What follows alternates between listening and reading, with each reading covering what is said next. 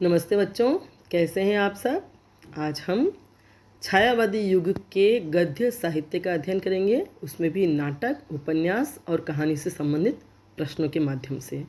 इससे पूर्व हम छायावाद की विशेषताएं, प्रमुख कवि और उनकी रचनाओं की जानकारी ले चुके हैं। तो पहला प्रश्न है, छायावादी युग में कौन कौन सी गद्य विधाएं लिखी गई। छायावादी युग गद्य विधाओं की दृष्टि से अत्यंत समृद्ध युग है। इस युग में काव्य के अलावा नाटक, एकांकी नाटक, उपन्यास, कहानी, निबंध, समालोचना, जीवनी, यात्रावृत्त, संस्मरण, रेखाचित्र और आत्मकथा आदि सभी विधाओं पर प्रचुर साहित्य रचना हुई। दूसरा प्रश्न है, हिंदी नाटक साहित्य की दृष्टि से यह युग किसके नाम करना उचित है। यह युग प्रसाद जी के नाम पर प्रसाद युग कहना उचित है, क्योंकि उन्होंने सर्वाधिक नाटक लिखकर इस युग का कोश भर दिया। वस्तुतः हिंदी उपन्यास और कहानी के क्षेत्र में जो स्थान प्रेमचंद का है, वही नाटक के क्षेत्र में प्रसाद जी का है। द्विवेदी युग में नाटकों की जो कमी रही, उसकी क्षतिपूर्ति जयशंकर प्रसाद ने इस युग में की। भारतेंदु जी द्वारा स्थापित की गई हिंदी नाटक और रंगमंच की परंपरा को प्रसाद जी ने ही नया जीवन और नई दृष्टि प्रदान की। प्रसाद जी मुख्यतः ऐतिहासिक नाटककार के रूप में प्रतिष्ठित हैं। अगला प्रश्न है, प्रसाद जी के नाटक साहित्य की जानकारी दीजिए। प्रसाद जी ने 1918 से पूर्व ही नाटक लिखने प्रारंभ कर दिए थे। उनकी प्रारंभिक रचनाएं हैं सज्जन, कल्याणी परिणय, प्रायश्चित, करुणालय और राज्यश्री। इनके अलावा जो इस छायावादी काल मतलब 1918 से 1936 या 1938 की अवधि तक जो लिखे गए, उनमें हैं विशाख, अजात शत्रु, कामना, जन्मेजय का नाग यज्ञ, स्कंदगुप्त, एक घूंट, चंद्रगुप्त और ध्रुव स्वामिनी। इन नाटकों ने हिंदी नाट्य साहित्य को विशिष्ट स्तर और गरिमा प्रदान की। कोष्ठक में जो है वो उनका प्रकाशन वर्ष है, उन नाटकों का प्रकाशन वर्ष है। प्रसाद जी के अलावा अन्य उल्लेखनीय नाटककारों के नाम बताइए। हरिकृष्ण प्रेमी और लक्ष्मी नारायण मिश्र विशेष रूप से उल्लेखनीय हैं। हरिकृष्ण प्रेमी द्वारा लिखे गए नाटकों की जानकारी दीजिए। हरिकृष्ण प्रेमी द्वारा इस युग में लिखे गए नाटक इस प्रकार हैं: स्वर्ण विहान, रक्षाबंधन, पाताल विजय, प्रतिशोध और शिवा साधना। शिवा साधना ये 1937 में लिखा गया। इनमें स्वर्ण विहान गीति नाटक है। गीति नाटक किसे कहते हैं? जो गीतों के सहारे जिसमें अभिनय होता है। ओपेरा जानते होंगे आप, ओपेरा में भी काव्य की प्रधानता होती है, वही नाटक। इनमें गीतात्मक भाषा होती है और संगीतपूर्ण होते हैं पूरे नाटक। संपूर्ण नाटक गीतों के माध्यम से ही प्रस्तुत किया जाता है और पात्र गीतों में ही संवाद करते हुए अभिनय करते हैं। ठीक है, समझ में आ गया। लक्ष्मी नारायण मिश्र द्वारा किन नाटकों की रचना की गई?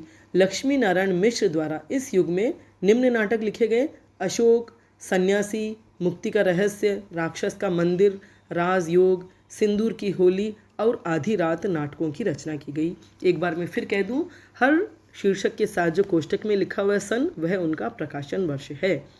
ठीक है। अगला प्रश्न है, इस युग में कौन कौन से नाटक लिखे गए? इस युग में ऐतिहासिक, धार्मिक, सामाजिक, राष्ट्रीय, सांस्कृतिक चेतना और यथार्थपरक नाटक लिखे गए। छायावादी युग के अन्य नाटककारों का उल्लेख कीजिए।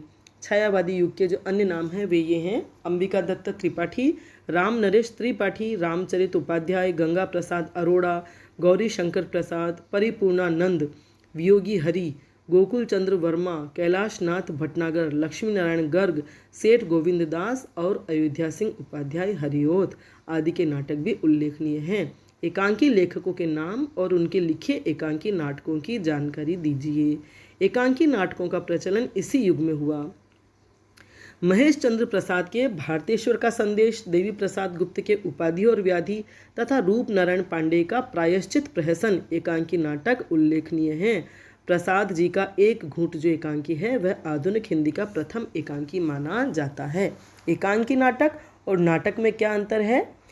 एकांकी नाटक जो होते हैं उसमें जो पूरी कथा वस्तु होती है वो एक ही अंक में प्रस्तुत की जाती है और नाटक विस्तृत होते हैं। नाटक और एकांकी में वही अंतर है जो कहानी और उपन्यास में होते हैं। ठीक है। अगला प्रश्न है, लबड़ धोंदो और मान विजय एकांकी संग्रह के रचयिता कौन हैं? लबड़ धोंदो बद्रीनाथ भट्ट का एकांकी संग्रह है, जिसमें मनोरंजक प्रहसन संकलित है। प्रहसन क्या होते हैं? प्रहसन भी नाटक का एक प्रकार होता है जो हास्य व्यंग्य से युक्त होता है। भाण की तरह ये हास्य रस प्रधान एक रूपक होते हैं। ऐसे नाटक अधिकतर कुरीतियों के संशोधन के लिए बनाए और खेले जाते हैं। मतलब हंसी हंसी में कुरीतियों पर वार किया जाता है और उनका संशोधन करने का प्रयास किया जाता है।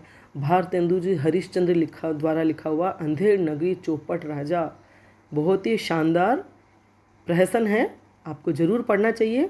ये इसकी रचना उन्होंने एक ही दिन में की, बनारस के एक थिएटर में खेले जाने के लिए। ठीक है। पश्चिमी ढंग, हाँ, लबड़ धोंदो और मान विजय जो है वह एकांकी संग्रह हनुमान शर्मा द्वारा रचित है। पश्चिमी ढंग के एकांकी नाटकों का परिचय दीजिए। पश्चिमी ढंग के एकांकी नाटकों में रामकुमार वर्मा का बादल की मृत्यु है 1930 में और भुवनेश्वर प्रसाद का कारवां ये विशेष उल्लेखनीय है जो 1935 में लिखा गया। इनके अलावा उदय शंकर भट्ट का दुर्गा और एक ही कब्र में, सेठ गोविंद दास जी का स्पर्धा, जगदीश चंद्र माथुर का मेरी बांसुरी, भोर का तारा और रीढ़ की हड्डी, भगवती चरण वर्मा का सबसे बड़ा आदमी एकांकी विशेष लोकप्रिय हुए। 12वां प्रश्न है, हिंदी उपन्यास लेखन की दृष्टि से इस युग को किस नाम से संबोधित किया जाता है? इस युग को प्रेमचंद युग नाम से संबोधित किया जाता है क्योंकि उनके द्वारा जो लिखा गया सेवा सदन, उसका प्रकाशन न केवल प्रेमचंद के साहित्यिक जीवन की दृष्टि से बल्कि हिंदी उपन्यास की भी महत्वपूर्ण घटना थी। उपन्यास सम्राट प्रेमचंद का जन्म कब और कहाँ हुआ था? उनका जन्म वाराणसी जिले के लम्ही ग्राम में 1880 को हुआ। सेवा सदन के बाद के उपन्यासों की जानकारी दीजिए। प्रेमाश्रय, रंगभूमि, कायाकल्प, निर्मला, गबन, कर्मभूमि और गोदान ये उनके 7 मौलिक उपन्यास प्रकाशित हुए। प्रेमचंद के उपन्यासों की विषय वस्तु क्या थी? प्रेमचंद हिंदी कथा साहित्य को मनोरंजन के स्तर से उठाकर जीवन के वास्तविक धरातल पर लाए। उन्होंने जीवन और समाज की समसामयिक समस्याओं जैसे पराधीनता, जमींदारों द्वारा किसानों का शोषण, निर्धनता, अशिक्षा, अंधविश्वास, दहेज की कुप्रथा, घर और समाज में नारी की दयनीय अवस्था, वेश्याओं की जिंदगी, वृद्ध विवाह, सांप्रदायिक वैमनस्य आदि तमाम विषयों पर उपन्यास और कहानियाँ उन्होंने लिखी। प्रेमचंद के समकालीन उपन्यासकारों की संख्या क्या रही होगी? इस युग में लगभग 250 उपन्यासकार उपन्यास लेखन में रत थे। माँ और भिखारिणी उपन्यास के रचयिता कौन थे? विश्वंभर नाथ शर्मा कौशिक। अगला प्रश्न है, आचार्य चतुर्सेन शास्त्री ने किन उपन्यासों की रचना की? हृदय की परख, हृदय की प्यास, अमर अभिलाषा और आत्मदाह शीर्षक उपन्यासों की रचना की। प्रताप नारायण श्रीवास्तव रचित आदर्शवादी उपन्यासों के नाम बताइए। विदा और विजय ये जो उपन्यास हैं उनके वे आदर्शवादी उपन्यास हैं। देहाती दुनिया नाम से आंचलिक उपन्यास किसने लिखा? शिव पूजन सहाय ने 1926 में लिखा। बेचन शर्मा उग्र के लिखे उपन्यासों के शीर्षक बताइए। चंद हसीनों के खतूत, दिल्ली का दलाल, बुधवा की बेटी और शराबी शीर्षक उपन्यास बेचन शर्मा उग्र ने लिखे। उग्र जी को अक्खड़ उपन्यासकार क्यों कहा गया? क्योंकि उन्होंने समाज की बुराइयों को, उसकी नंगी सच्चाइयों को बिना किसी लाग लपेट के साहसपूर्वक सपाट बयानी के साथ अभिव्यक्त किया। हम बोलचाल की भाषा में भी अक्खड़ किसे कहते हैं? जिसको कोई परवाह नहीं होती है, जो सही है वह सही है और वह बिना किसी भय या लिहाज के या संकोच के कह देता है। ठीक है। ऋषभ चरण जैन ने किन विषयों पर कौन से उपन्यास लिखे? उन्होंने वर्जित विषयों पर दिल्ली का कलंक, दिल्ली का व्यभिचार, वेश्यापुत्र, रहस्यमयी आदि उपन्यास लिखे। वर्जित विषय जिन पर खुल करके लिखा या चर्चा नहीं की जाती।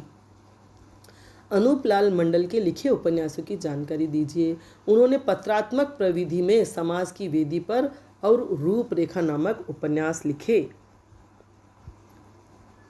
जयशंकर प्रसाद ने कौन से उपन्यासों की रचना की? जयशंकर प्रसाद ने कंकाल और तितली नामक उपन्यास रचे। जैनेंद्र जी ने किन विषयों पर उपन्यास लिखे? जैनेंद्र जी ने परख, सुनीता और त्यागपत्र उपन्यास लिखे। उन्होंने अपने उपन्यासों में सामाजिक जीवन को विषय न बनाकर व्यक्ति के मन की शंकाओं, उलझनों और गुत्थियों का चित्रण किया है। पत्रात्मक प्रविधि का प्रवर्तन सर्वप्रथम उग्र जी ने ही किया, बेचन शर्मा उग्र। ठीक है, चलो आगे चलते हैं। राम रहीम उपन्यास किसने लिखा? राधिका रमन प्रसाद सिंह ने। सिया राम शरण गुप्त जी के लिखे उपन्यासों के नाम बताइए। गोद, अंतिम आकांक्षा और नारी उपन्यास उन्होंने लिखे। ऐतिहासिक उपन्यास लेखन की परंपरा किसने शुरू की? वृंदावन लाल वर्मा ने। वृंदावन लाल वर्मा के लिखे उपन्यासों के नाम बताइए। गढ़कुंडार और विराट की पद्मिनी तो इनके ऐतिहासिक उपन्यास हैं, और संगम, लगन, प्रत्यागत और कुंडली चक्र सामाजिक उपन्यास हैं। इनके उपन्यासों में आदर्श और यथार्थ का समन्वय देखने को मिलता है। सूर्यकांत त्रिपाठी निराला द्वारा लिखे गए उपन्यासों की जानकारी दीजिए। निराला जी ने अप्सरा, अलका, प्रभावती और निरुपमा उपन्यासों का सृजन किया। उन्होंने स्वच्छंदतावादी पद्धति के प्रेम मूलक उपन्यास लिखे। छायावादी युग के प्रमुख कहानीकार कौन हैं? उपन्यास सम्राट प्रेमचंद है। इनका कहानी के क्षेत्र में भी अद्वितीय स्थान है। आसपास की जिंदगी से जुड़ी हुई कहानियाँ इन्होंने लिखी है, और वे आदर्शोन्मुख यथार्थवादी दृष्टिकोण वाली कहानियाँ लिखते थे। अर्थात कहानियों में यथार्थ का तो संपूर्ण चित्रण करते ही थे, लेकिन उसे आदर्श की तरफ ले जाते थे। इससे यथार्थ का चित्रण करते हुए उन्होंने आदर्शों की स्थापना करने का पूरा प्रयास किया। ईदगाह, नमक का दारोगा, नशा आदि कहानियाँ आपने पढ़ी होगी, तो आप इनमें समझ सकते हैं कि कैसे उनका यथार्थ का चित्रण करते हुए उन्होंने उनका रुख आदर्श की तरफ मोड़ दिया। मतलब जो है जो तो है, लेकिन हमें क्या होना चाहिए या क्या करना चाहिए, वह इनकी कहानियों में बहुत ही स्पष्टता से परिलक्षित होता है। प्रेमचंद ने लगभग कितनी कहानियाँ लिखी? प्रमुख कहानियों का उल्लेख कीजिए। प्रेमचंद जी ने लगभग 300 कहानियाँ लिखी, जिनमें से प्रमुख कहानियाँ उल्लिखित हैं। बलिदान, आत्माराम, बूढ़ी काकी, विचित्र होली, गृहदाह, हार की जीत, परीक्षा, आप बीती, उद्धार, सवा सेर गेहूँ, शतरंज के खिलाड़ी, माता का हृदय, कजाकी, सुजान भगत, इस्तीफा, अलगोजा, पूस की रात, होली का उपहार, ठाकुर का कुआं, बेटों वाली विधवा, ईदगाह, नशा, बड़े भाई साहब, कफन आदि। उपर्युक्त सभी कहानियाँ छायावादी काल में अर्थात 1918 से 1936 के बीच लिखी गई। इस युग के दूसरे प्रमुख कहानीकार कौन हैं? जयशंकर प्रसाद। प्रसाद जी की प्रथम कहानी कौन सी है और कब छपी? उनकी प्रथम कहानी है ग्राम, जो 1911 में इंदु पत्रिका में छपी। प्रसाद जी की कहानियों का परिचय दीजिए। प्रसाद जी की कहानियों में जीवन के सामान्य यथार्थ को कम और स्वर्णिम अतीत के गौरव को अधिक स्थान मिला है। प्रतिध्वनि, आकाशदीप, आंधी और इंद्रजाल इनके कहानी संग्रह हैं, और आकाशदीप, पुरस्कार, मधुआ, गुंडा, सालवती और इंद्रजाल इनकी प्रसिद्ध और उल्लेखनीय कहानियाँ हैं। विश्वंभर नाथ शर्मा कौशिक रचित कहानी संग्रहों के नाम बताइए। गल्प मंदिर, चित्रशाला जिसके 2 भाग हैं, मणिमाला और कल्लोल आदि इनके कहानी संग्रह हैं, जिनमें 200 से अधिक कहानियाँ संग्रहित हैं। कहानीकार सुदर्शन के कहानी संग्रहों के नाम बताइए। सुदर्शन सुधा, सुदर्शन सुमन, तीर्थ यात्रा, पुष्पलता, गल्प मंजरी, सुप्रभात, परिवर्तन और पनघट आदि इनके कहानी संग्रह हैं। सुदर्शन और कौशिक प्रेमचंद परंपरा के कहानीकार माने जाते हैं। आचार्य चतुरसेन शास्त्री जी की कहानियों के शीर्षक बताइए। दुखवा में कासो कहूँ मोरी सजनी, अम्बपालिका, प्रबुद्ध, भिक्षुराज, बावरचिन, हल्दी घाटी में और बाणवधु आदि इनकी कहानियाँ लिखी गई हैं। अंतःपुर का आरंभ और रमणों का रहस्य कहानियाँ किसने लिखी? राय कृष्ण दास ने। विनोद शंकर व्यास ने कौन सी कहानियाँ लिखी? कल्पनाओं का राजा, विधाता और अपराध आदि कहानियाँ विनोद शंकर व्यास ने लिखी। चतुरसेन शास्त्री जी, राय कृष्ण दास और विनोद शंकर व्यास ने प्रसाद जी की कथा लेखन शैली को अपनाया। पांडेय बेचन शर्मा उग्र जी की कहानियों की जानकारी दीजिए।